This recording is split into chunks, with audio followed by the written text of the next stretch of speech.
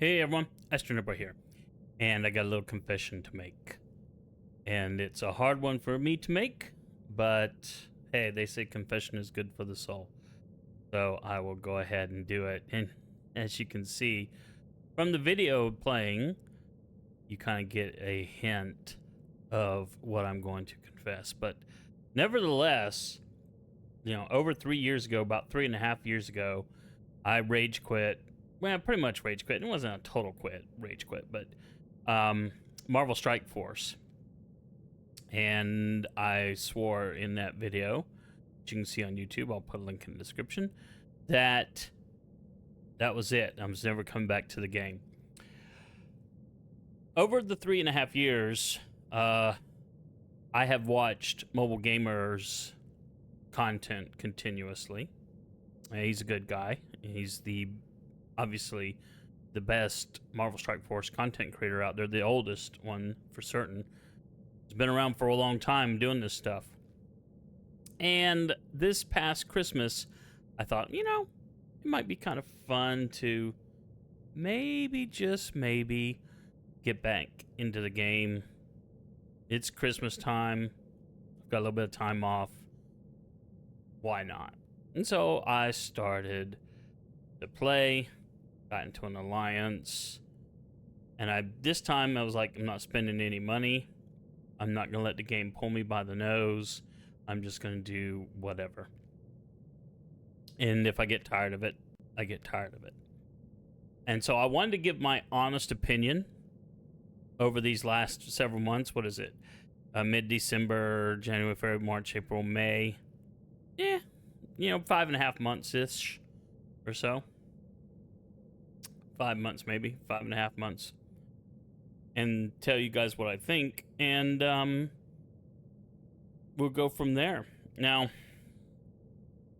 the game still has the same enraging points that it did years ago when I quit. There have been some improvements, so I want to be fair to that. For a start, when it comes to getting characters and leveling them up, I have, well, Orange Gear is not really what I want to look at. Orange Gear's not what I want to look at.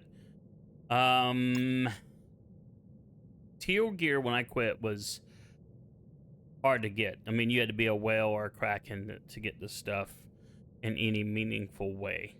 Now, they give it to you by the bucket load, which is not a complaint. I'm glad they do. But it makes the game feel better than it did 3.5 years ago when I quit. So that's one thing. Obviously, Orange Gear and all that other stuff is very plentiful. You'll notice that, well, these pop-ups are irritating as always. You'll notice that I have 22.28 million gold. When I came back, I probably spent on average getting my roster up, spending probably about close to 8 million a day of gold. So the gold crunch, back when I quit, I would say they gave you a thimbleful of gold. Now then, they give you a cup with the occasional pint of gold. But then on the side, something else that they have done that has helped tremendously is give a ton of the gold orbs. So I have not, since I've come back, I haven't had less than like 250. Whereas when I quit, I was having difficulties, keeping 20 gold orbs. Now you see I've got 450, and I've got the 22.28 million gold. So the gold crunch for me is not like it was. I mean, I felt as long as I was, fairly restrictive in my spending, I could spend, but like I said, I was spending about 8 million. Training orbs, on the other hand, the training mats have been a much bigger issue for me. So that's actually been the one thing that's kept me from leveling up characters. So, but gold and mats, in terms of like up to teal mats, are pretty plentiful. Likewise, when we go up over here, The purple is not what I want. Where's the character? There we go. So like these blue level 2 ISO mats. So if we look over here, you can see I've got, it's not an overwhelming ton, but I've got 617. So as long, characters that I'm not really pushing forward, I had enough, and I had a way of farming for more in one of the stores, so that I could easily get more if I needed to. Like here, you can spend. I had plenty of this currency, so I could either spend money getting big bulks of it, or farm this in one of the campaign nodes. So yeah, so there have been a few positives. The game still lacks theme. I did notice that in the what they call Battle World, they do try to do some level of a theme. One of the nodes has vampire minions that you have to fight that are not in your roster. I like that. That harkens back to the days of Marvel Avengers Alliance, when you were fighting things that wasn't just in your roster. But nevertheless, it's still mostly just fight stuff that's in your roster, and I find that incredibly boring and tedious. In terms of other things, the stores getting characters, and they've changed the intel since I resumed, or the currency. Now then, the primary store currency is Intel currency, and then for other stores, it is this legacy currency, because they converted. So each one of these, you no longer get raid credits, you no longer get blitz credits, you no longer get arena credits, you no longer get war credits. All these things get this legacy currency. I don't even know what they call it. It doesn't really matter. Now there are some things that they kept, like for the getting red stars and now diamonds. And I will say that that's another thing that initially felt really good. Having a 7 red star character when I quit 3.5 years ago was rare, was hard to get. Now then, they're a dime a dozen. I mean, if we look back at my roster, you'll see 7-star, 7-star. I just haven't farmed her. She's been so hard to farm, but she would get a 7-star and 2 diamonds, 7-star, 7-star. You see what I mean? So getting all these 7-star characters, initially it did feel good for someone who was returned to the game. But I still have a lot of characters that are not at 7 stars or even 6 stars. These guys are still at 6. But these guys are trash though. So there's no point in spending anything on them. Now, in terms of roster and stuff, I'm just free-forming here, gang. This isn't very organized, so I apologize for that. But there are characters here who, I'm collecting slowly, like this Juggernaut zombie. But at the same time, there are just tons of characters that I haven't even been able to touch. And some of them, are worthless now in the game. That's going to lead me to a point that I want to make, which is, unfortunately, when you return after 3.5 years, for example, a good character like, where is he at? Because I haven't unlocked him. Apocalypse. To get Apocalypse, I mean, they have a nifty way of going about this with these epic campaigns. Now they're not up now, but they were up. I've done 2 of the 4 to completion. But you gotta get all 4 of these characters, and you gotta gear them up and do the secondary deal, and then you have to max these out.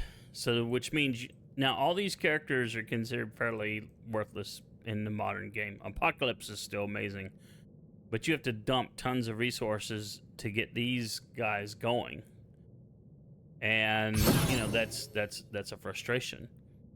So, that was another reason I'm like, I really don't feel like going through. That's being led by the nose. I may need a good character, but now I gotta waste time and resources building up characters I don't need. But yet my alliance needs help, so I need to build up teams for them for the new raids, which are quite interesting. When I say interesting, that is an improvement. I'll just preview. I'm not going to join. I haven't told my alliance I'm quitting yet. But like this new raid thing, I think this is the one I'm doing. So when you go to launch this, you can make the difficulty what you need it to be. And so like for these first 3 nodes over here, if I set it to difficulty 3, for example, I can do this at difficulty 3 and get more rewards, including these red gear that I need. But then by the time I get to here, I can't do it at difficulty 3. I have to drop it to difficulty 2, and then pretty much almost to the end, except for this node, which has also tech. I have to do it at difficulty 2. But that's a nice thing. I like that. It makes it so that things aren't quite so deal. Because like this right here, this Spotlight 2 here, I can get through like these nodes with the teams I have. I have fairly geared up teams for Alpha Flight, which is the requirement, but I cannot get through this boss. Well, correction. Sometimes RNG allows me to get through this boss, and sometimes it doesn't. So, that's another frustrating factor. But, you need to build up characters to be able to do this at all, to help your alliance.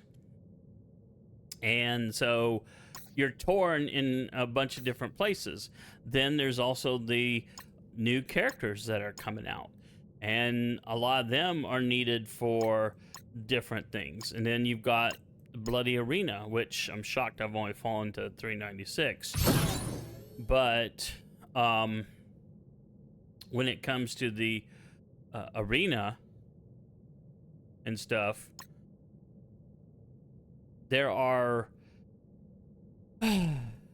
if you want to get like more cores, which granted I have a ton of cores. The reason I have a ton of cores is because even though I was quit for that 3.5 years, the auto collect from the arena kept giving me these things, and any kind of rewards from the game kept collecting. I kept auto collecting these things. So it is what it is. But yeah, I need to do an arena team, and I actually have one. It's not the top meta, but these are all like he is an S tier character. He's an S tier character. He's an S tier character. He's an S tier character. Believe it or not, Ultimus, when I quit, he was utter trash, and now he's like an A tier character. So go figure. Which is what it should be, because he was supposedly the villain of the game when it first started. So I mean, good gravy. But yeah, so